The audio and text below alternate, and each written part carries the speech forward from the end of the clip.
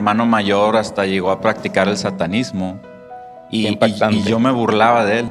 Yo me burlaba de él porque decía, no existe Dios, no existe Satanás. No sé por qué adoras a un diablo, ¿no? En este caso.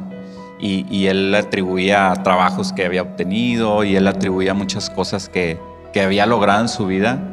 Y yo estaba completamente cegado, no veía la espiritualidad tanto buena como mala, ¿no? Entonces era 100% ateo en ese tiempo. Durante una etapa terminamos y yo me deprimí mucho, me refugié en el alcohol, tomaba todos los días.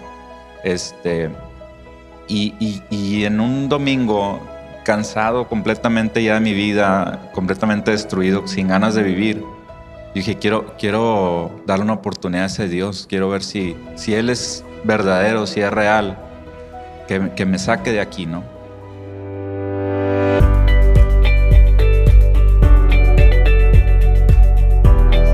Un tema que vamos a ver hoy es un tema muy importante, es el tema del ateísmo al cristianismo. Y quisiera preguntar, antes de comenzar, ¿cuántos de ustedes tienen algún conocido, algún amigo o algún familiar que les ha manifestado que ellos no creen en Dios? Levanta la mano si tienes algún conocido, algún amigo. Ok, la mayoría de nosotros tenemos alguna persona que conocemos que nos ha dicho no creo en Dios. Y hay un momento en nuestras vidas, sobre todo en la juventud, que algunos, con la influencia de la cultura, con algunas desilusiones que la gente tiene, sobre todo en la iglesia, llegan a preguntarse, bueno, ¿será que lo de Dios no es cierto? ¿Será que así como me dijeron que Santa Claus existía y luego me desilusioné y vi que Santa Claus no existía, ¿será que algo así sucede con Dios? Y es algo que nos puede dar mucha tristeza o aterrar que nuestros hijos puedan llegar a tener una pregunta así. Pero es muy importante que nosotros estemos preparados, como dice 1 Pedro 3:15, a presentar defensa de las razones de la esperanza que hay en nuestras vidas. Hay una materia que se llama apologética. Viene de esa palabra en 1 Pedro 3:15 que habla de apología, de que estemos preparados para presentar defensa con respeto, con mansedumbre de la esperanza que hay en nosotros. Y como cristianos podemos equiparnos en compartir lo que Jesús ha hecho en nuestras vidas, compartir por qué creemos en Dios, por qué creemos que la Biblia es confiable. Y hoy vamos a explorar este tema.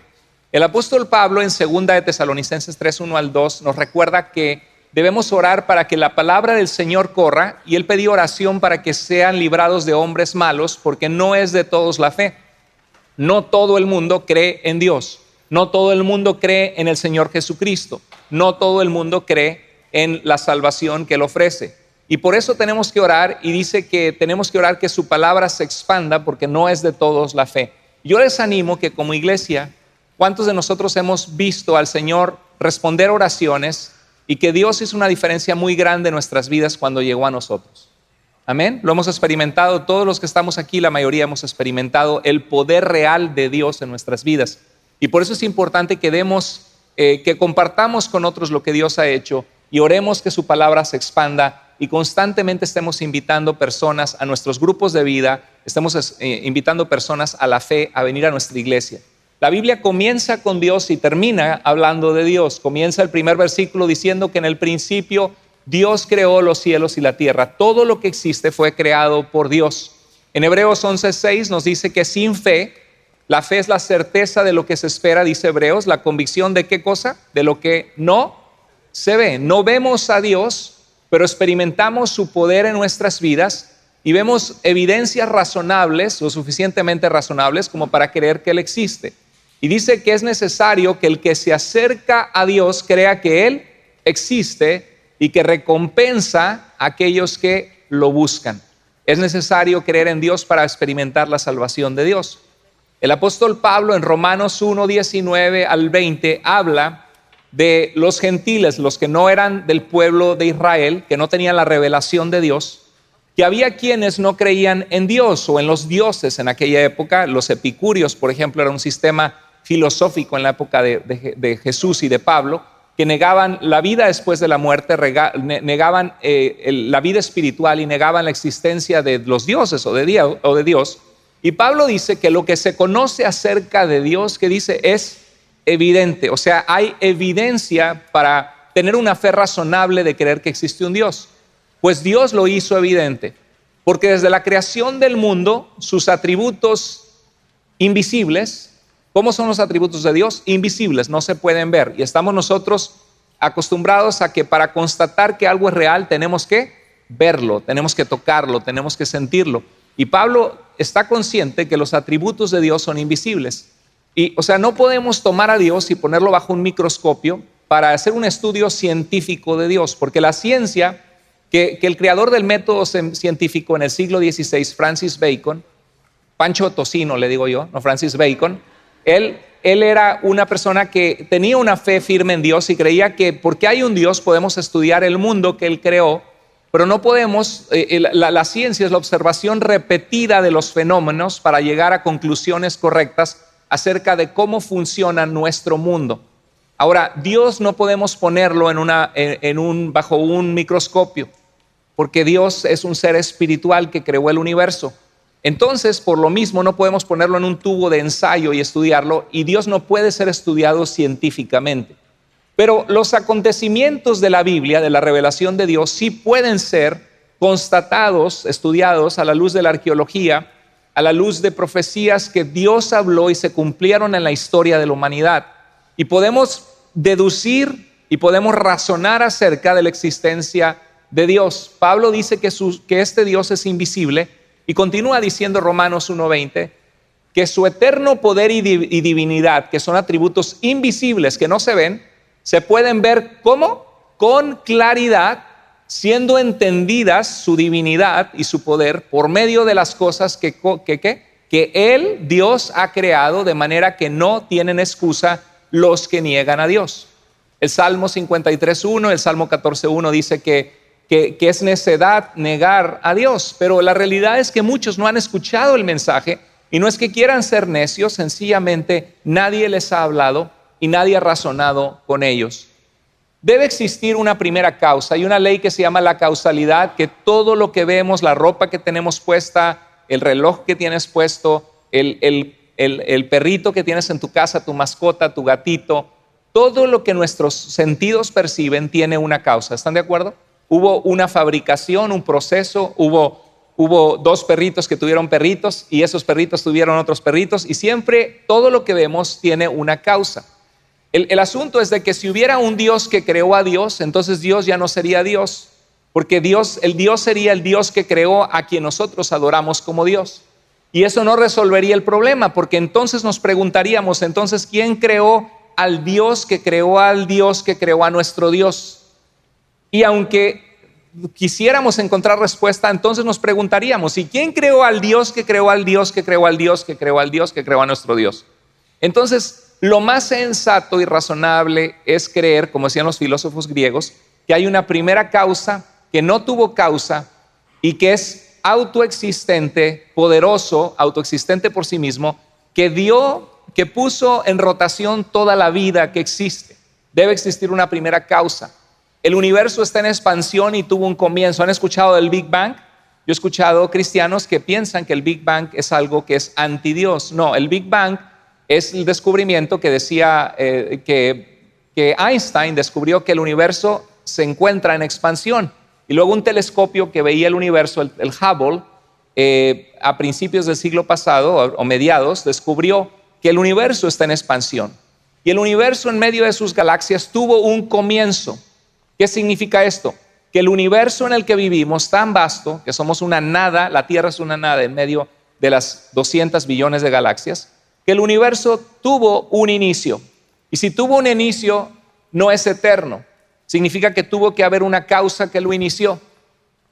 La segunda ley de la termodinámica, una ley científica, dice que acuérdate que dice la energía no se crea ni se destruye, la materia y la energía no se crea ni se destruye, solo se transforman. Entonces tiene que haber alguien que dio origen a los átomos de la vida y a la vida biológica, a las células del cuerpo humano. La segunda ley de la termodinámica dice la cantidad de energía en el universo disminuye, la ley de la entropía. El universo no puede ser eterno e infinito, entonces debe haber tenido un comienzo. O sea, los cristianos somos razonables en creer en Dios. Nuestra posición se llama teísmo. Teos en griego significa Dios, creemos en un Dios. Y la posición que no cree en Dios se llama ateísmo, que niega a Dios. Y la posición que duda si existe o no existe Dios se llama agnosticismo, porque no saben si hay o no hay Dios. El ADN del ser humano, el científico creador del proyecto del genoma humano, se llama Francis Collins, fue director del Departamento de Salud con el presidente Obama por muchos años. Escribió un libro que se llama El lenguaje de Dios y habla cómo nuestro ADN, nuestras células que componen nuestra vida son tan complejas que y se los he dicho muchas veces, que una sola célula del ser humano tiene más información inteligente que 30 volúmenes de una enciclopedia británica que es enorme. Entonces tiene que haber un diseñador. Cuando vemos un reloj, cuando vemos una tableta como esta, vemos que hubo muchos ingenieros que la diseñaron y requirió muchísimos softwares y desarrollo de ingenieros, de gente inteligente. Imagínate, eso es una tableta que no tiene vida. ¿Cuánto más el ser humano necesita a un Dios que diseñó con inteligencia la vida? La vida es asombrosa y no vamos a entrar a ver todo esto de la complejidad de la vida en otra predicación, quizá lo hablaremos, pero en la biología, en la materia que estudia la vida, la biogénesis significa que solo los seres vivientes pueden producir otros seres vivos. La teoría de la evolución, que habla de que especies menos complejas fueron evolucionando hasta formarse en especies más complejas, que la mayoría de los científicos abraza esta teoría. La teoría de la evolución y se le enseñan a nuestros hijos en la escuela y parte de ahí mucho del descubrimiento científico de nuestro tiempo. La teoría de la evolución no explica el origen de la vida, ¿no? Es una teoría de procesos de desarrollo, de cambio en seres biológicos, en seres vivos, pero no explica cómo la vida puede haber existido. La biogénesis significa que solo los seres vivientes pueden producir a otros seres vivos. Las cosas que no tienen vida no pueden producir vida. La nada produce. La nada, ¿qué? Nada produce. Si hay algo y una vida inteligente, tiene que haber habido un ser inteligente, tiene que existir. Entonces vamos a hablar de este tema y le voy a pedir a una persona que experimentó en carne propia por muchos años de su vida, vivió en el ateísmo y hasta que Dios tuvo un encuentro con Dios y el Señor le alcanzó. Dante, bienvenido, gracias por estar con nosotros. Pásale. Dios te bendiga, hermano. Toma asiento. Dante, bienvenido. Gracias. Pues aquí estás en tu casa, en Iglesia Vida. Amén, esta es mi casa desde hace unos meses y estoy bien contento de poder compartir. Gracias a Dios. Muy bien, platícanos, ¿cuántos años de tu vida viviste en este sistema, en esta cosmovisión, de manera de ver la vida, de no creer que existía Dios? Pues desde bien pequeño. Yo me acuerdo, para dar un contexto, en mi casa no existía la religión como tal. Mis papás, si les pudiera poner una definición, eran agnósticos. Del lado de mi papá, católicos, del lado de mi abuela materna, testigos de Jehová. Entonces, toda esa confusión desde muy pequeño me hizo cuestionar. Y yo puedo decir que 27 años fui ateo. 27 años de tu vida fuiste ateo. Qué impactante, qué impresionante. Entonces, creciste en una familia que no era religiosa. Tu abuela, testigo de Jehová, todo eso, ver la diferencia en religiones causó en tu vida como confusión, desánimo, desilusión. Exacto. Yo veía en el lado católico cómo pues mis tíos tomaban, cómo hacían y deshacían, ¿no? Y el domingo ahí estábamos, cuando estaba con mi abuela, ahí estábamos pidiendo perdón y todo bien, y borrón y cuenta nueva, ¿no? O del lado de los testigos de Jehová, cómo no se celebraba absolutamente nada.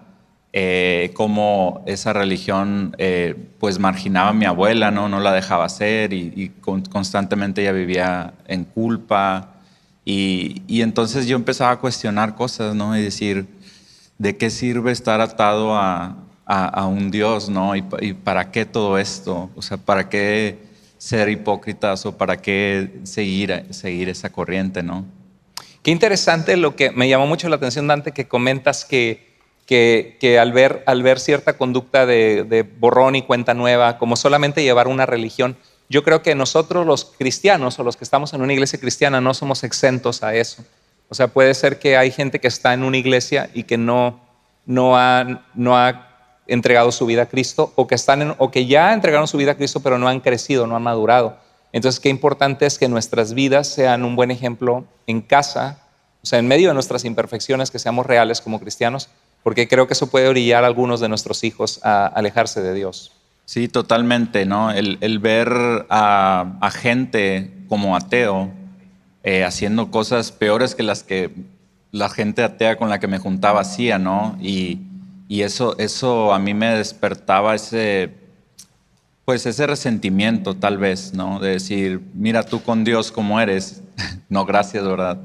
¿Quién va a querer ser como tú, que profesas a un Dios y ve lo que haces, ¿no? Entonces esa hipocresía, esa falta de testimonio, ahora que lo pienso, es lo que a veces nos hace alejarnos de Dios.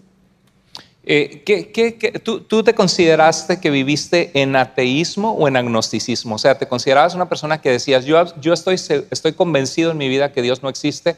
¿O era, yo no sé si existe Dios o no, voy a vivir como si no existiera?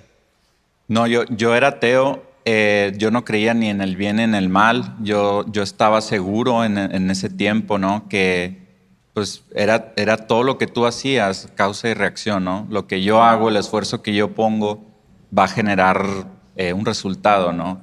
Incluso mi hermano mayor hasta llegó a practicar el satanismo y yo me burlaba de él. Yo me burlaba de él porque decía, no existe Dios, no existe Satanás, no sé por qué adoras a un diablo, ¿no? En este caso. Y él le atribuía trabajos que había obtenido y él atribuía muchas cosas que había logrado en su vida. Y yo estaba completamente cegado, no veía la espiritualidad tanto buena como mala, ¿no? Entonces era 100% ateo en ese tiempo. ¿Cómo llegaste al ateísmo donde tú dijiste, no, es que de plano Dios no existe? ¿Cuáles fueron las piezas que te orillaron a llegar a esa posición? Ya nos platicaste acerca de la religión, cuando ves hipocresía, cuando ves cierta falsedad, y dices, no, eso te lleva a la incredulidad, pero hubo otras piezas que te llevaron, ya sea influencias de libros, amigos, influencias filosóficas. ¿Qué te llevó a esto? Cuando yo entré a la universidad en el primer semestre había una materia de filosofía. Aunque estudié ingeniería, nos metían clases de filosofía en este caso.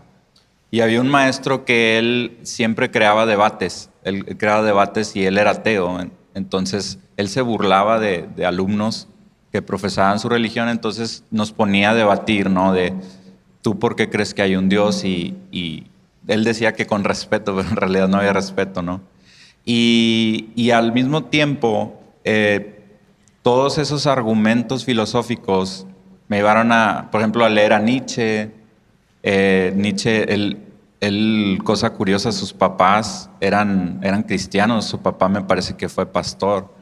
Y algo interesante, que Friedrich Nietzsche influenció muchísimo a Adolf Hitler en la Alemania nazi. Él escribió libros como El Anticristo, Así habló Zaratustra. Fue un filósofo que dijo de que Dios había muerto. Y algo interesante cuando hablo con ateos es que algunos ateos piensan que el cristianismo es moralmente malo. Ya ves, decía Karl Marx que la religión es el opio de los pueblos, o sea, la droga de los pueblos, lo que los mantiene entretenidos o dormidos al dolor, decía este ateo. Y entonces apuntan a cómo la religión ha abusado, y yo cuando hablo con ateos, yo tengo empatía con ellos y le digo, sí, la religión ha producido mucha maldad, pues se cree que el Islam ha sido responsable de la muerte de 270 millones de personas en el mundo. Y en el cristianismo, ustedes escucharon las cruzadas, que los reyes en Europa y el Papa hicieron una peregrinaje a recuperar las tierras santas en el Medio Oriente.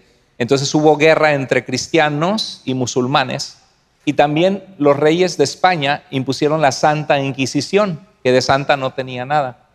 Entonces la Santa Inquisición mató alrededor de 32,000 personas, muchas inocentes, y las cruzadas mataron alrededor de 500,000 de personas. Entonces tienden a apuntar a eso, o pasajes en la Biblia que hablan de la destrucción de los pueblos cananeos en la guerra de Josué, y dicen, no, la religión piensan que la religión es súper mala. Y hay una posición que se llama el materialismo filosófico, que cree que no existe el espíritu, no existe la vida después de la muerte, no existe Dios. Todo lo que existe es la materia que podemos ver y tocar. Entonces el materialismo filosófico ha producido la muerte de alrededor de más de 100 millones de personas en la China comunista y en Rusia con Stalin, porque el comunismo es una posición política influida por Karl Marx, que es una posición política atea, que no cree en Dios. Entonces, hablando de Nietzsche, que influenció a Adolf Hitler, pues Adolf Hitler exterminó a 6 millones de judíos, causó la Segunda Guerra Mundial. Entonces les digo, bueno, sí, el cristianismo ha cometido muchas atrocidades, pero ninguna de las atrocidades que han sido cometidas en el nombre de la religión la puedes atribuir a Cristo, porque Cristo dijo que amemos a nuestros enemigos, o sea, la conducta de que pongamos la otra mejilla. Jesús vivió una vida íntegra y amorosa. En cambio, las posiciones ateas que han causado la muerte de tanta gente, sí puedes justificarla en su posición, porque si no hay Dios, pues no hay valores morales y la sobrevivencia del más fuerte, nada más. No, exacto. Y tocando de eso, dentro del ateísmo, esos son los recursos. Nietzsche, Marx, ¿no? De esta utopía de que todos somos iguales, de que todos debemos compartir lo mismo. Y esa se vuelve, de cierta manera, una guía para el ateísmo también.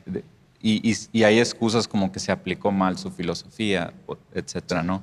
Sí. Después recuerdo que la música fue algo que a mí me fue llevando más a reforzar ese ateísmo. Qué interesante la música. ¿Sí? ¿Cómo sucedió eso? Pues hay géneros como el rock, como el metal. No eran los Tigres del Norte. No, estoy bromeando. No, sí. Hay géneros como el metal, como el rock, que tienen letras de protesta contra todo, política, gobiernos, pero sobre todo contra Dios, en donde puedes encontrar cosas que cuando tú las lees suenan muy bien, tienen un toque, no sé, por ejemplo, ¿cómo permitiste que asesinaran a tu hijo? Así vas a permitir que asesinen al mío. O sea, había una canción de heavy metal que le cantaba a Dios y le decía, ¿cómo permitiste, Dios, que mataran a tu hijo, a Jesús? Sí, así es. Entonces así me vas a tratar a mí. Si permites que maten así a tu hijo, ¿qué me espera a mí, no? ¿Qué le esperan a mis hijos? Y ese tipo de letras tienen un poder. La música tiene poder. Y entre más me metía... Sí, exacto, ¿no? La música es poderosa, ¿no? Y entre más me metía a esa música, yo sentía que más se reforzaba mi idealismo hacia el ateísmo, ¿no? Qué interesante, porque muchos de nuestro tiempo, o sea, lo que influyó en tu vida fue hipocresía de gente que se decía creer en Dios, ¿no? Y un profesor de filosofía y leer libros de filosofía, porque hay muchos filósofos ateos, ¿no? O sea, la filosofía se trata de cuestionar todo. Y la fe en Cristo, pues es afirmar tu fe, creer lo que no puedes ver. Y ahí está. Ahora, también pienso que la mayoría de la gente de nuestro tiempo, la filosofía de nuestro tiempo, lo que lleva a la gente a creer en nuestros tiempos, no es el agarrar un libro de filosofía, sino es la televisión y la música. Yo creo que eso influye muchísimo, por eso creo que es bien importante cuidar la vida de nuestros hijos, ¿no? Cuando están chicos, lo que oyen, pero... Y las redes sociales también, porque una vez que tú buscas un tema en la red social, un algoritmo te empieza a alimentar todo eso, ¿no? Entonces, hoy yo creo que es todavía más fuerte y más poderoso, porque en mi tiempo pues tenía que ir a comprar un disco de música, o ya fue avanzando la tecnología y bajar MP3, ¿no? De música, pero uno tenía que buscar y ahorita ya el algoritmo te lo arroja en la cara, ¿no? Algo que es bien peligroso también. O sea, investigas algo tantito. A mí me ha pasado, por ejemplo, cuando di una plática del Islam en la iglesia y busqué algunos recursos para compartir y desde entonces me han estado tirando el algoritmo de pláticas musulmanas, o sea, ven lo que te interesa y te empiezan a dar por ahí. Sí. O hablas en tu teléfono, hay un micrófono o tienes un dispositivo, una Alexa, lo que sea, y tú hablas y para cuando acuerdas ya tu celular te está mandando comerciales de eso, ¿no? Impresionante. Entonces es más poderosa ahorita ese tema, ¿no? De que si tú buscas ateísmo y te lo empieza a arrojar 24/7 tu celular, pues es más complicado. Oye, a ver, platícame un poco. ¿Tú crees que tu hermano, o sea, qué interesante, porque en la misma casa tú ateo y tu hermano se metió en el satanismo? Qué grueso. ¿Y tú crees que la música habrá sido? Porque mucha de esa música también te orilla a alguna música termina en eso, del Sí. death metal sobre todo. Hay un género del metal que es el dark metal, que ese sí es adorar al Satanás. Pero a mí no me llamaba la atención porque yo no creía en Satanás. Pero era lo que mi hermano escuchaba, ¿no? Dentro del género estábamos compartiendo cierta música y él se iba más por aquel lado. Y sí, o sea, la música, y él era vocalista de una banda de death y de dark metal. Wow. Y entonces él estaba metidísimo en ese rollo, ¿no? O sea, él adoraba a Satanás. Así es, él tiene tatuajes, tenía tatuado un pentagrama con las letras Satán en hebreo. Él hacía rituales en la casa, prendía velas, todo esto ahí bajo el mismo techo, ¿no? Qué impresionante. Oye, algo que ha sido común cuando la gente se mete en eso, obviamente abre puertas a Satanás, y a veces la gente está bien atada en que les cuesta trabajo creer, como dice segunda de Corintios 4:4, que Satanás, el Dios de este siglo, ha cegado el entendimiento de los incrédulos para que no les resplandezca la luz de Cristo. Pero algo que pasa es que cuando alguien se mete al terreno de Satanás o de la brujería, me imagino que ellos quieren ganar el favor de Satanás de alguna manera, pero Satanás es padre de mentira y hemos visto que siempre termina la vida de esa gente muy mal. Primero que nada, ¿experimentaste algunas experiencias paranormales, espirituales, o sea, en tu casa? Porque siendo que tu hermano estaba hasta haciendo rituales. Mientras yo fui ateo, yo no veía ni escuchaba nada, pero cuando invitaba gente a mi casa, todo el mundo me decía, hay algo en tu casa, se mueve la vitrina, se escuchaban ruidos, se caían cosas. Y en ese tiempo, yo ahorita que lo analizo, yo siento que estaba completamente cegado, tanto mis oídos como mis ojos. No veía ni lo espiritual de Dios, ni lo espiritual del diablo, ¿no? Estaba completamente en un punto ciego y sordo, ¿no? Pero sí, muchos compañeros, amigos de la escuela o gente que invitaba a mi casa decían, aquí se siente, como dicen en México, ¿no? Las vibras están raras, ¿no? Se siente raro aquí y pasaban cosas. Como que Satanás te quería tener, no, pues ya me lo eché en la bolsa. Exacto. No, si me manifiesto en cosas, lo va a orillar a creer en Dios, mejor así me quedo. Yo creo que sí, yo creo que sí, porque si yo hubiera visto esas cosas o hubiera empezado a experimentar, tal vez me hubiera dado miedo ese camino y tal vez eso me hubiera orillado a Dios. Entonces el diablo es muy astuto, ¿no? Sabe de qué darnos en la boca para que nos mantengamos lejos. Una pregunta. Por ejemplo, en una ocasión conocí una familia que comenzó a practicar la santería, que tiene que ver con demonios, es algo que como brujería en Cuba. Y me decían que cuando se metieron a eso empezaron a prosperar, que les empezó a ganar mucho dinero, compraron una casa, un auto nuevo. Entonces decían, no, pues la santería sí funciona, la brujería sí funciona. Y después es como que Satanás les dio una cachetada y lo perdieron todo, terminaron separados, los hijos en una vida, o sea, les destruyó la vida haberse metido a eso. ¿Tú viste consecuencias en la vida? Perdón, sé que él no está con nosotros, pero viste consecuencias de cómo Satanás paga mal cuando alguien lo... 100%. Él empezó a prosperar mucho, él empezó a tener trabajos, negocios, le iba bien, me invitaba a todas partes al fútbol y él siempre traía dinero. Después él se muda para Matamoros, ya estaba a punto de casarse con su pareja y tuvo una racha muy, muy pesada donde perdió su trabajo, nadie lo quería contratar. Perdió su pareja, se metió en una depresión terrible. Él terminó regresando a casa de mi mamá, completamente destrozado y devastado. Eso yo lo vi, pero yo pensaba que era, pues... Que le fue mal ya, sí, ¿no? Sí, claro. Mal. Pero qué interesante, es interesante porque Satanás busca y conoce nuestras debilidades. Hay un dicho que dice, más sabe el diablo por viejo que por diablo, ¿no? Y sabe cómo llegarnos y cómo es un padre de mentira, porque destruye. Bueno, platícame, ¿cómo llega Dios a tu vida? ¿Cómo comienza esa luz de Dios comenzando a penetrar en tus ojos ciegos de saber que existe Dios? Pues la primera vez fue unos vecinos. Se mudaron a la casa, ellos eran pastores. Y yo recuerdo la primera experiencia donde los vimos.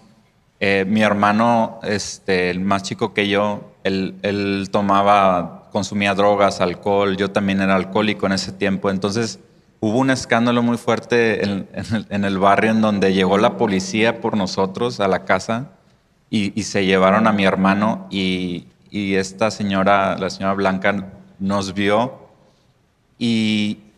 la primera reacción yo creo que me impactó fue que ella nos decía, yo estoy orando por ustedes, y nos empezaba a querer predicar de Jesús, de Dios.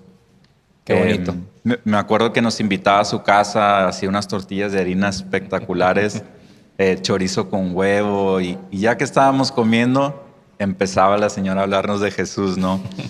Y anota el tip, chorizo con huevo. Ese es un buen tip, es un buen tip. Y entonces, en esas pláticas, yo, pues, como estaba en su casa y era una señora, yo respetaba, pero también, pues, yo estaba en desacuerdo, ¿no? Entonces, cuando ella me hablaba de Dios, yo le daba mis argumentos, ella me daba los suyos. Y de hecho, esta semana le pregunté, oiga, señora Blanca, ¿qué pasaba después de que usted me predicaba de Dios y yo completamente la rechazaba? Y me decía, yo oraba por ti. Yo oraba por ti. Y ella, dentro de nuestras pláticas, trataba de hablarme de la grandeza de Dios. Es que cómo vas a negar a Dios, ve todo lo que creó y ve la creación, ¿no? Y cómo explicas eso. Y eran debates sanos, respetuosos, pero esa fue el primer toque de Dios, ¿no? Yo creo que esa bondad, esa manera de amar, ¿no? Yo siempre pongo este ejemplo. Imagínate que a ti no te gusta el pay de queso. Entonces, ¿cómo te lo presentaría, no? Te diría, mira, dale una probadita, aquí está la cuchara, con un cafecito, o agarro el pay y te lo embarro en la cara, ¿no? Hay cristianos que así son, lamentablemente, que agarran el pay y te vas a ir al infierno y en la cara, ¿no? Y así me pasaba a mí con muchos cristianos. Excelente ilustración. Sí, se desesperaban conmigo y me decían, bueno, pues sigue ahí en lo tuyo, te vas a ir al infierno. Y cuando alguien te manda al infierno, pues no quieres saber de un Dios tan terrible que te va a mandar a un lugar tan horrible, ¿no?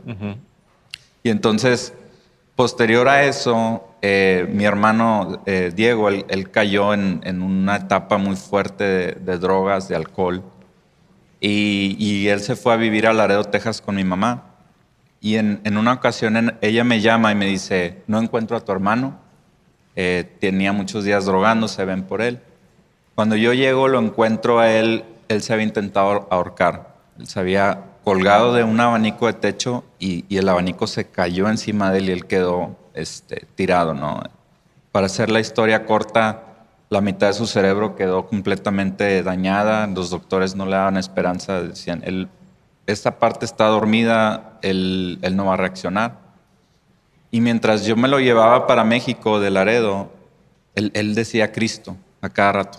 Cristo, Cristo, Cristo. Y yo, ya se volvió loco. Y él decía Cristo mucho. Como que alguien le había hablado. Sí, después que platiqué con él, al tercer día de eso, ya que los doctores no daban un buen diagnóstico, él se levanta y empieza a reaccionar muy bien. Ya cuando mi hermano reacciona al tercer día, le pregunté qué es todo esto de Cristo. Resulta que él había ido a una iglesia con un compañero de la universidad. Que lo invitó. Y él había sido impactado, ¿no? Grandemente. Y oye, qué impactante, qué importante invitar personas a la iglesia, porque nunca sabes, aunque no sean creyentes, nunca sabes cómo lo que escuchan cuando hay momento de necesidad puede llevarlos a saber que hay un Dios y que pueden clamar a Él. Exacto, ¿no? Y él había aceptado a Cristo en ese momento que lo invitaron. Y todo esto yo lo ignoraba porque pues ya no estábamos ya no convivíamos tanto, ¿no? Entonces cuando él se despierta, me dicen los doctores, usted es el único que vino, mis papás no querían saber nada de él. Y me dicen, tú eres responsable de él porque tú eres mayor de edad, tenemos que internarlo en el psiquiátrico. Y mi hermano me dijo, no, yo conozco un lugar en Saltillo, es un centro de rehabilitación, es cristiano, no firmes nada, déjame ir para allá, por favor. Y yo así riéndome de él, ¿no? De, hermano, es que si te suelto, tú vuelves a las drogas y te voy a encontrar muerto ahora. En fin, una hora hablando y, ok, haz lo que tú quieras, ¿no? Él se fue para aquel lugar, yo continué mi vida. Y a los 6 meses me dejaron irlo a ver, a toda la familia. Llegamos, estaba él en una iglesia, era una iglesia de unas 1000 personas muy grande allá, una Qué comunidad. Y mi sorpresa cuando le vi la cara, era otra persona. Su rostro brillaba, sus ojos brillaban, había ganado peso. Y verlo adorando a Dios, y yo, ¿qué le hicieron? Yo, dentro de mi ateísmo, ¿verdad? Qué bueno que le lavaron el cerebro, pero estaba muy impactado, ¿no? Y para mí eso fue un milagro, porque mi hermano desde los 13 años se drogaba, tomaba, más de 10 años en una vida de perdición, y verlo restaurado de esa manera. Amén. Ahí fue donde mi ateísmo se empezó Gloria a sacudir. a Dios, gloria al Señor por eso. Así es. Dice, si el Hijo de Dios los libertare, serán verdaderamente ¿qué? Libres. Y por eso tenemos que proclamar el Evangelio, el mensaje del Señor. Y entonces tú te impactas con él, ver su vida. Me impactó tanto y sobre todo que cuando él nos invita al servicio, después de irlo a ver y platicar con él y todo, nos invita al servicio en la tarde. Y como buen ateo me senté en la última silla menos atrás donde está aquella señora. Como algunos por ahí, no es cierto. Y mi sorpresa fue que durante la prédica, ya terminándose, el predicador se baja y va hasta donde estaba yo y empieza a orar por mí.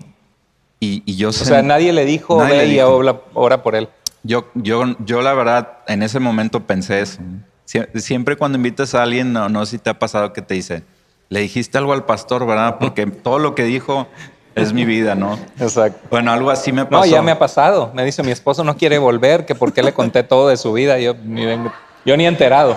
Exacto. Sí. Entonces, llega, ora por mí y lo único que me acuerdo que me dijo fue, Cristo te está esperando. Y yo sentí algo que me sacudió. Por primera vez yo creo que sentí el Espíritu Santo. Qué lindo. Y esa sensación me acompañó por un año completo, porque yo todavía luchaba contra creer, ¿no?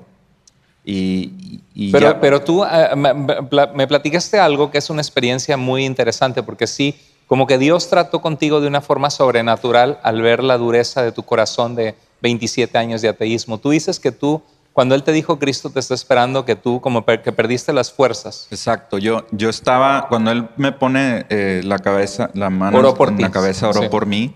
En ese momento yo sentí que se me fue la fuerza en las piernas, ¿no? Y yo me caí hacia la silla, me senté y yo, ¿qué es esto?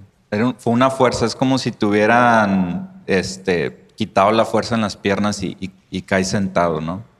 Y yo había visto mucho eso en ciertas iglesias, que la gente se caía y todo, y yo decía, eso es una payasada, ¿no? Eso no es real. Y cuando eres ateo y experimentas eso, ahora explica qué fue esa fuerza, ¿no? Claro, y algo que explicamos siempre en la iglesia, nosotros siempre buscamos ser una iglesia pegada a la Biblia, que es lo que compartíamos cuando fuimos a comer. Y, por ejemplo, nosotros no somos de que queramos tumbar a la gente, porque el Espíritu Santo se recibe cuando somos salvos. Dice que en Efesios 1:13 que somos sellados con el Espíritu Santo cuando creemos. Pero la Biblia sí nos dice que seamos llenos del Espíritu Santo buscando su presencia. Y en la Biblia nunca vemos ni a Jesús ni a los apóstoles tumbando a las personas. Entonces, generalmente las iglesias que tienden a hacer eso como una práctica, digo generalmente, porque uno no puede manipular a Dios, ¿no? Hay gente que hace eso y la gente también emocionalmente hace esto. Tienden a tener doctrina que no es tan sana. Pero en el caso tuyo, sí vemos que a Jesús cuando lo arrestaron, se cayeron para atrás y como quiera fueron y lo arrestaron, ¿no? Es el único ejemplo en la Biblia. Pero de alguna manera Cristo te está esperando y de alguna manera Dios te hizo sentir su poder, ¿no? De tal manera que perdiste tus fuerzas. Sí, es como cuando alguien está muerto y le empiezan a dar choques para resucitarlo, ¿no? Así sentí, ¿no? Como que, ¿qué es esto? Fue algo muy impactante y me persiguió. Esa experiencia, ver a mi hermano restaurado, me persiguió por casi un año. Entonces, yo al año, bueno, yo seguí mi vida, yo tenía mi pareja, ahora mi esposa. No éramos cristianos, teníamos un noviazgo terrible, típico noviazgo de peleas y celos, y no era un noviazgo conforme las cosas de Dios, ¿no? Durante una etapa terminamos y yo me deprimí mucho, me refugié en el alcohol, tomaba todos los días. Y en un domingo, cansado completamente ya de mi vida, completamente destruido, sin ganas de vivir, dije, quiero darle una oportunidad a ese Dios, quiero ver si Él es verdadero, si es real, que me saque de aquí, ¿no? Y yo me paré ese domingo, me bañé, fui a la iglesia. Esa iglesia de Saltillo tenía un campus en Monterrey y fui. Igual, hasta menos atrás me senté. Empezó la prédica, empezó la alabanza y yo empecé a sentir ganas de llorar, pero unas ganas que nunca había sentido, ¿no? Yo tenía tal vez 5 o 6 años sin haber llorado. Wow. Y empecé a llorar de una manera incontrolable. Yo no quería que nadie me viera, yo tenía mucha vergüenza. Y empecé a llorar y sentía como el Espíritu Santo me quemaba por dentro, ¿no? Yo sentía muchas ganas de desahogarme, ¿no? Un desahogo completamente. Paso al frente, recibo a Cristo, sigo llorando, veo a mis vecinos que eran cristianos, me escondo. Me voy al carro, me voy a mi casa derechito y como un niño después de un berrinche, ¿no? Acostado, llorando, hasta temblaba, ¿no? Es que te da ese, no sé cómo se llama, como espasmo, ¿no? De tanto llorar. Y me dormí. Y al día siguiente me levanté como una persona completamente renovada. Yo decía, wow, toda mi pesadez se cayó en ese día, toda. Y dije, Dios es verdadero. Ahí fue donde Dios completamente me arrancó. Gloria a Dios, gloria a Dios. Pues es el amor de Dios que nos busca, que nos alcanza, que busca maneras de alcanzarnos. Tú me dijiste algo que probaste a Dios y que experimentaste también algo que tenías problemas por mucho tiempo y sentiste como que Dios te sanó. ¿Fue esa vez o la primera vez? No, después Dios me sanó en una manera muy, muy particular. En la iglesia hacían retiros espirituales y nos íbamos a un lugar. Y en ese retiro yo llegué con muletas. Yo tenía poquito que estaba yendo a la iglesia, apenas estaba empezando a probar a Dios, ¿no? Y cuando empiezas en el cristianismo sabemos que es un caminar, no es instantáneo, ¿no? Por ejemplo, lo de la tomada, lo de la bebida. Yo era férreo seguidor de los Tigres, cada 15 días estaba en el estadio. Y pues me pegaba unas borracheras, ¿no? En el estadio. Y eran los sábados. Entonces decía, no puedo ir así con esta cruda a la iglesia el domingo. Y faltaba. Y luego el otro domingo ahí estaba en la iglesia porque los Tigres jugaban de visita. Entonces era un domingo sí y uno no. Y de repente, mientras yo caminaba y empezaba a leer la Biblia, yo me acuerdo que tenía un hambre de leer la Biblia. Dios me dio esa hambre después de recibirlo, después de esa experiencia.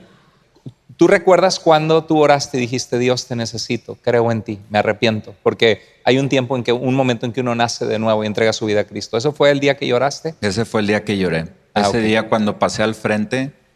Tú pasaste al frente a recibir a Cristo. Ok.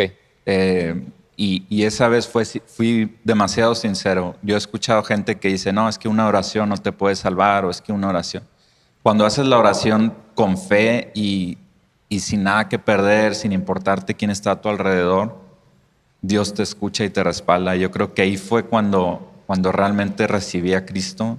Qué hermoso. Y empecé a caminar. Hubo un proverbio que dice que la copa de vino, aunque es atractiva, estoy parafraseando, ¿sí? Al final te muerde como serpiente y no encuentras la salida. Y ¿para quién son los dolores de cabeza? ¿Y para quién son para el que no suelta la botella de vino? ¿No? Me parece que es el 23, Proverbios 23. Y cuando leo eso, yo me pegué en la cabeza y dije, Señor, ¿por qué me pones esto? Y Dios me quitó esa adicción al alcohol gracias a ese proverbio. Gloria a Dios. Y después cuando fui a mi encuentro, yo ya me había quitado varias cosas, pero yo tenía un problema en un tobillo. Fui futbolista no profesional, pero jugaba fútbol y me troné el tobillo y yo llegué a ese retiro con muletas. Y yo sufría de gastritis, pero yo me comía cualquier cosa y empezaba la gastritis a todo lo que da, ¿no? Entonces... Como reflujo de ácido. Entonces, en ese retiro yo experimenté un toque parecido a la vez que se me aflojaron las piernas, ¿no? Yo lo único que me acuerdo es que yo le pedía a Dios que me sanara, pero yo le pedía que me sanara el corazón, porque yo traía todavía mucho resentimiento. Yo todavía no volvía con Erika, ¿no? Entonces yo traía todavía mi corazón muy lastimado. Y entonces yo nomás me acuerdo que me desperté, yo estaba en el piso acostado, como hecho bolita, ¿no? Cuando me levanto, yo empiezo a caminar normal. Y yo, wow, ya no me duele el tobillo. Y ya no sentí ese reflujo tan horrible, ¿no? Y entonces fue la hora de la comida y yo dije, Dios me sanó. Yo estaba seguro que Dios me había sanado. O sea, tú clamaste a Dios, le dijiste, Dios, sáname. Y Dios se manifestó de una forma muy especial, sobrenatural, sí, de que Dios hizo una obra de sanidad en tu cuerpo. Exacto. No solamente sentí paz en mi corazón, sino que también en mi estómago, en mi pie. Y yo no entiendo qué está pasando. Y dije, esta es la prueba de fuego. Agarré un pan con café y dije, si me dan agruras, Dios no me sanó.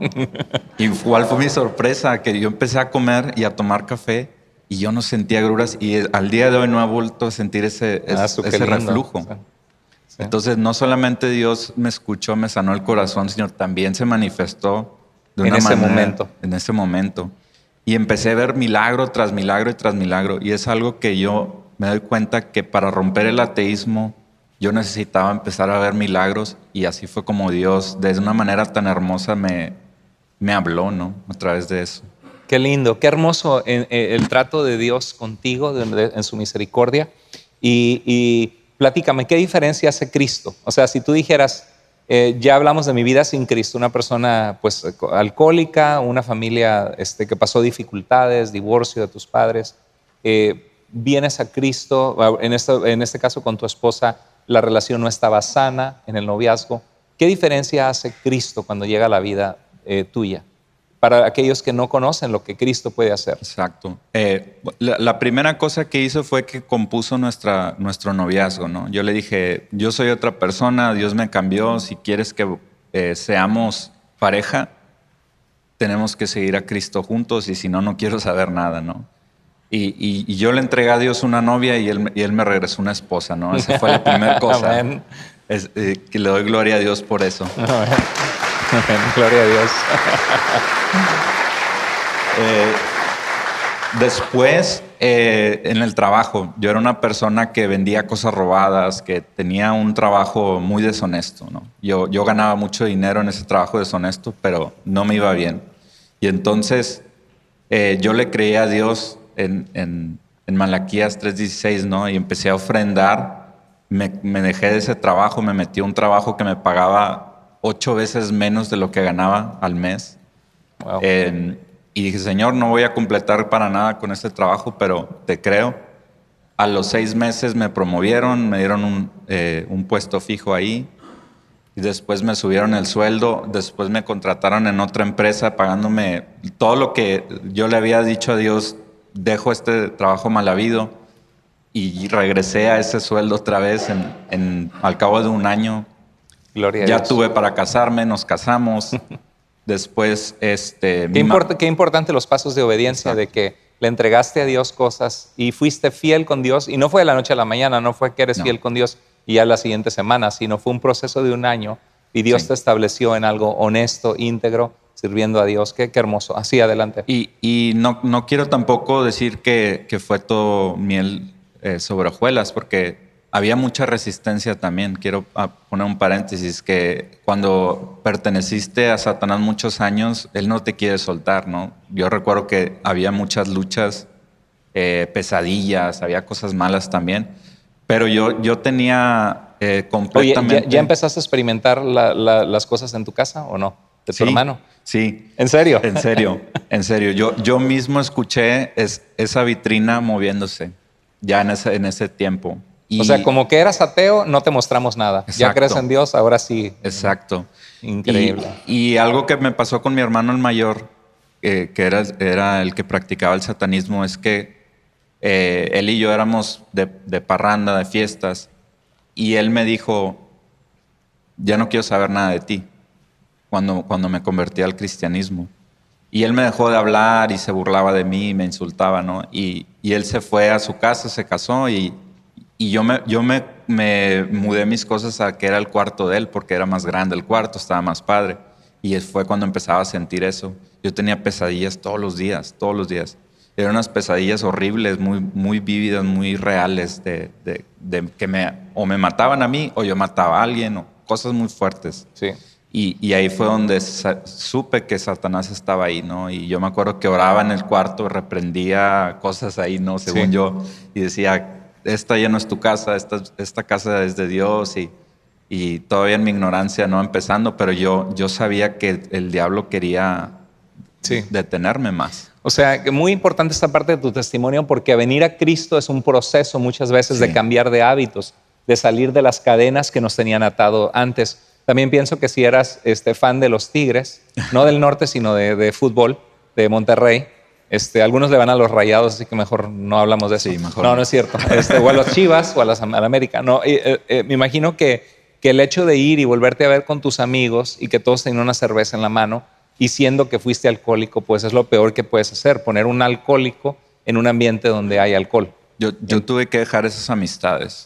Yo me acuerdo que le llaman el abono o era un pase anual, ¿no? Ya comprabas todos los juegos de Tigres por adelantado. Wow. Yo me acuerdo que lo vendí y en lo que me lo pagaron lo ofrendé a Dios. Dije, yo ya no quiero ir al estadio porque ya no quiero tomar, ya no quiero verme con mis amigos Es bien sencillo.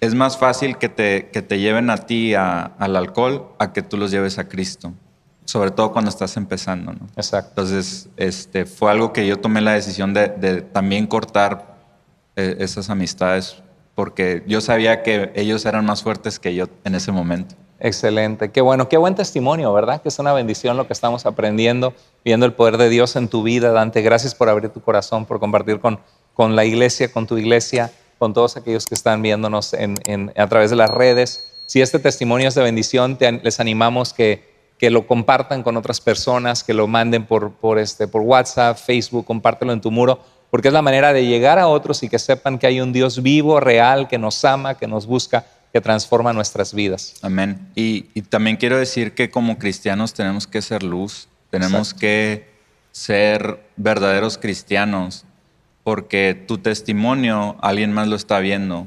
Aunque tú no te des cuenta, alguien te está viendo.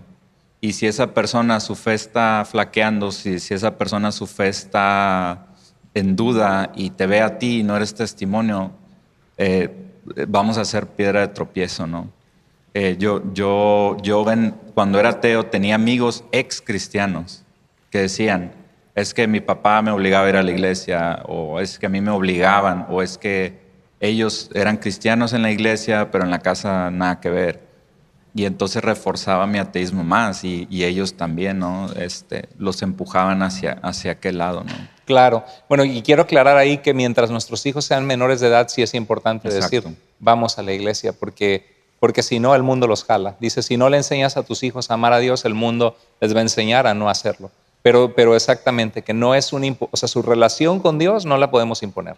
Allá es entre ellos y Dios. Pero lo que sí podemos hacer es guiarlos, aconsejarlos, orar por ellos y sobre todo ser un ejemplo. Y también que si profesamos creer en un Dios, que lo vivamos, porque hay un libro que me gusta mucho que se llama El cristiano ateo, que habla que hay cristianos que vivimos como si fuéramos ateos. O sea, que manifestamos que hay un Dios, pero vivimos como si no existiera, ¿no? Muy buen punto. Exacto. La importancia del discipulado, de caminar con Cristo. Quisiera preguntarte, Dan, ¿qué consejo le das a alguien que conoce una persona atea y quiere compartirle el evangelio? ¿Cuántos quisieran un consejo? Como personas que tienen a alguien conocido. Muy bien. ¿Qué le aconsejarías a nuestros hermanos en cómo poder compartirles de Dios o qué les pueden compartir? Pues ya después de ser testimonio, ¿verdad? Es seguir el ejemplo de la señora Blanca, ¿no? De la señora Blanca que compartía con amor, que compartía con paciencia, Cuando estés compartiendo y tú te empiezas a enojar, que eso nos pasa a todos, ¿no? Cuando alguien reta tu fe o insulta inclusive a Dios, te va a pasar que te van a insultar a Jesús y wow, eso es muy, muy difícil. Tú tienes que predicar en amor siempre. Tú tienes que ser paciente, amoroso. En el momento en el que tú te empiezas a enojar, empiezas a condenar a esa persona, la empiezas a mandar al infierno, ya la perdiste. Y eso era lo que yo vivía mucho con cristianos que, ya te enojaste, o ya me mandaste al infierno otra vez. Exacto. Y decir, por ejemplo, porque muchos dicen, ¿cómo un Dios de amor manda a sus hijos al infierno? Y explicar que la Biblia dice que estamos separados de Dios, condenados por nuestros pecados, y son nuestros propios pecados los que nos han alejado de Dios. Entonces, que es algo serio, porque en un momento dado sí hay que hablar de la eternidad, pero no como una amenaza que nosotros queremos mandarlos, sino como una advertencia de amor, pero explicándoles, ¿no? Exacto. Y hablar de Jesús en el sentido de cómo Dios nos amó. El primer versículo que yo escuché en este proceso y siempre se me quedó tatuado fue Juan 3:16. De tal manera amó Dios al hombre que envió a su Hijo unigénito para que todo aquel que en él cree no se pierda, mas tenga vida eterna. Y cuando tú le dices esto a un ateo, le haces la siguiente pregunta. Si tú tuvieras un hijo, ¿se lo entregarías a la humanidad? Y entonces esa pregunta sacude a las personas porque la respuesta natural es no. Incluso nosotros cristianos, así es, yo no entregaría a mi hijo. Y cuando empiezas a meterle en la cabeza al ateo que Dios es un Dios de amor, empieza a cambiar su perspectiva. Ya no es el Dios que condena, el Dios que manda al infierno, el Dios que deja que los niños se mueran de hambre, etcétera, etcétera, ¿no? Se convierte en un Dios que le duele, que le puede, que nosotros estemos perdidos. Que se identifica con nuestro dolor y que lo mostró con el ejemplo. Así es. Qué importante. Y qué importante en cuanto a que hay gente que dice, hay un dicho, hay muchos que quieren estar con Dios en el cielo, pero no les interesa Dios en la tierra. Entonces, ¿por qué Dios te obligaría a estar en su presencia si no te importa Dios, ¿no? Pero bueno, entonces el amor, el dar razones, como dice Pedro, ¿no? De la esperanza que hay en nosotros. Pero sí es verdad que muchas veces los argumentos son importantes, pero también el testimonio es una combinación de los dos, ¿no? Estaba pensando en Blaise Pascal, fue un físico matemático francés, y decía, en inglés le llaman the Pascal wager, que decía, hay dos posibilidades, decía él, o existe Dios o no hay Dios. Eso es, en cuanto a la existencia de Dios, solamente hay dos opciones, existe o no existe. Dice, y en cuanto a tu respuesta a Dios, hay dos opciones. Puedes decidir creer y confiar en Él, o puedes decidir no creer en Él y no seguirle. Y decía Blaise Pascal que en su época eran famosos los juegos de las apuestas. Dice, evalúa las posibilidades de tu apuesta. Decía, y ve lo que está en juego. Si Dios no existe y tú crees en Él, no perdiste absolutamente nada. Te ayudó en esta vida psicológicamente, pero claro que es Dios trabajando en nuestras vidas. Te ayudó. Pero si no crees en Dios y Él existe, perdiste el propósito principal de tu existencia y arriesgaste tu eternidad. Entonces, apuéstale a lo que va a dar resultado. Claro que hay ateos que ridiculizan eso, pero para mí es algo muy, muy, muy bueno que la gente se ponga a pensar en eso. ¿Sí? ¿Vas a compartir algo? Sí, y también cuando tú das testimonio de Dios y dices, mira, esta era mi vida sin Cristo, alcoholismo, depresión, enojo, resentimiento, yo vivía peleado con mi padre, no nos hablamos bien, un coraje hacia él, después reconciliarnos, mejoró mis relaciones, mejoraron mi trabajo. Dios ha sido tan bueno conmigo. Hace poco quitó un tumor de la cabeza de mi hijo que le habían detectado, me sanó de artritis reumatoide. Es tanto lo que Dios me ha dado que eso a veces predica más, ¿no? Entonces, es bien importante decir, tocando el tema, ¿no? De cómo es la vida con Cristo. Vamos a decir que no existe, que te mueres y te das cuenta que nunca existió, pero hubieras preferido la vida con o sin Cristo, con todas las bendiciones, con todas las manifestaciones de Dios en mi vida, o con mi otra vida pasada. Obviamente, mi respuesta es con Cristo. Aunque tú digas que no exista, ve todo lo bueno que ha sido conmigo, ¿no? Amén. Prefiero creer en ese Dios a no creer, ¿no? Amén. Gloria a Dios, qué hermoso. Pues muchas gracias, Dante, por tu vida. Muchas gracias a Dios por compartir lo que Dios ha hecho. Amén. Que Dios use este testimonio para llegar a la vida de mucha gente y que sepan que hay un Dios que les busca, que les ama. Te damos muchas gracias por estar con nosotros. Y demos un aplauso a Dante. Gracias. Dios te bendiga. Dios te bendiga, hermano. Quisiera que oráramos en nuestro lugar. Pónganse en pie en su lugar, ahí donde está. Vamos a orar a nuestro Dios. Espero que este testimonio nos haya puesto a pensar la bondad de nuestro Dios, un Dios todopoderoso que hizo el mundo y todo lo que en él existe, que se manifestó en Jesús, que llevó nuestros pecados, que venció la muerte. Y yo quisiera preguntar si entre nosotros hay personas, quizá te trajeron tus papás, quizá nunca has tenido un encuentro con Jesús. Y tú dices, pastor, este testimonio llegó a mi vida. Yo siento que hay algo en mi vida que hace falta y que solo Dios llena. Y yo quisiera experimentar ese Dios que transforma vidas, que cambia corazones. Quizá alguien llegó entre nosotros incrédulo y de alguna manera Dios tocó tu corazón. Si es así, yo te pido ahí en tu lugar que inclinemos nuestro rostro, que clamemos a Dios, que oremos por las personas que no le conocen. Y si Dios habló a tu corazón ahí en tu lugar, tú puedes hacer una oración y clamar a Dios. No hay oraciones milagrosas, pero sí hay un Dios milagroso que escucha nuestras oraciones. Y te pido que ahí en tu lugar, si quieres ayuda, dice la Biblia que todo el que clamare al nombre del Señor será salvo. Y que si confiesas con tu boca y crees en tu corazón que Jesús es el Salvador, que Dios le levantó de los muertos, serás salvo.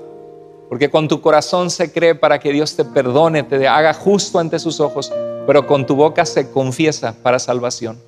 Ahí en tu lugar, si Dios habló a tu corazón, si no estás seguro de tu salvación, repite esta oración y dile así. Repite conmigo ahí en tu lugar, después de lo que yo digo, tú díselo a Dios sinceramente, con sinceridad. Dile así: Señor, reconozco que te necesito en mi vida. Hoy decido creer en ti, confiar en ti. Creo que Jesús murió por mis pecados y que resucitó con poder para darme vida eterna. Hoy me arrepiento con todo mi corazón de mis pecados, de estar lejos de ti. Quiero que vengas a mi corazón, a vivir conmigo. Quiero seguirte, Dios. Quiero conocerte. Quiero hacer tu voluntad. Sálvame. Perdóname. Muéstrame tu amor y tu presencia en mi vida. Si Dios habló a tu corazón, querida iglesia, en algún área donde tienes que mejorar, crecer en tu fe o compartir en el evangelismo, invitar a otros, y tú quieres hoy decirle: Señor, yo quiero que otros experimenten lo que tú has hecho en mi vida a través de mí, Señor. Yo quiero que otros te conozcan, que otros te busquen, que otros encuentren una relación contigo. Señor, usa mi vida. Estoy dispuesta a ser valiente, a compartir de Jesús, a que otros conozcan de tu amor, Señor. Habrá manos valientes que levantan su mano y dicen: aquí está mi vida, Señor, úsame para tu gloria. Dios te bendiga, Dios te bendiga. Gloria a Dios por una familia lista para compartir de Jesús y dar a conocer su nombre. Padre, gracias por este testimonio. Te pedimos que tú bendigas la vida de Dante. Gracias por lo que tú has hecho en su vida, en la vida de su familia. Continúale guardando en el hueco de tu mano y usándole con poder para que otros conozcan de ti. Gracias por este testimonio de vida. Gracias por estar presente en nuestras vidas hoy. Gracias porque tú estás con nosotros y podemos alabarte y glorificarte, Señor. Te amamos, te glorificamos y te damos las gracias, Señor. En el nombre poderoso de Jesús oramos. Amén y amén.